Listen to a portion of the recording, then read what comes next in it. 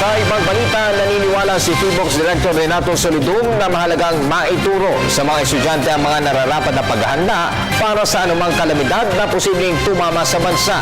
Narito ang report ni Julius Disamburo. Kung si PHIVOLCS Director Renato Solidum ang tatanungin, dapat nang isama sa aralin ng mga mag-aaral ang sapat na paghahanda para sa anumang kalamidad tulad ng sabog ng bulkan. Ayon sa opisyal ng PHIVOLCS, sa ganitong kaparaanan, mas mapaghahandaan ang pagdating ng isang sakuna. Kabilang sa dapat ipagawa bilang takdang aralin ang isang disaster plan kung saan at ano ang gagawing paglikas. Kasama ang tatay, nanay at mga kapatid, gumawa ng plano ng bahay, mag-sketch sila, titingnan nila kung saan sila pupwesto. Sa bawat room, mag-identify sila kung saan sila pupwesto kapag lumindol. Saan yung open area na mag-evacuate sila at alin ruta ang dadaan nila papunta doon sa open area para makakarating doon. Sa ganong aktibidad, mapapabilis natin ang pagpapalaganap ng earthquake awareness and preparedness. Makakatulong sa atin yung mga bata o di kaya yung assignment makakatulong para maging seryoso sila sa kanilang gagawin.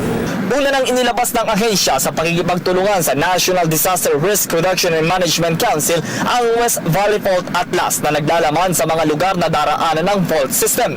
Base sa datos, sa paggalaw ng West Valley Fault, maaari itong umabot sa 7.2 magnitude, halos malapit na sa lamang 7.8 na lindol sa Nepal. At sakaling ito ay mangyari, libo-libong individual ang maaaring masawi. Daan-daang infrastruktura ang mawawasak at milyong-milyong pisong halaga ng ari-arian ang mapipinsala. Ani Solidum, ang importante ngayon ay matinding paghahanda at pagdarasal.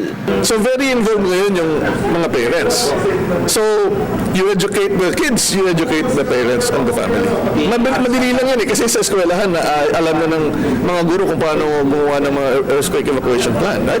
O kung hindi man, gagawa tayo ng module or yung module natin for school, palitan lang nila ng module ng bahay as a place where the evacuation preparedness should be done.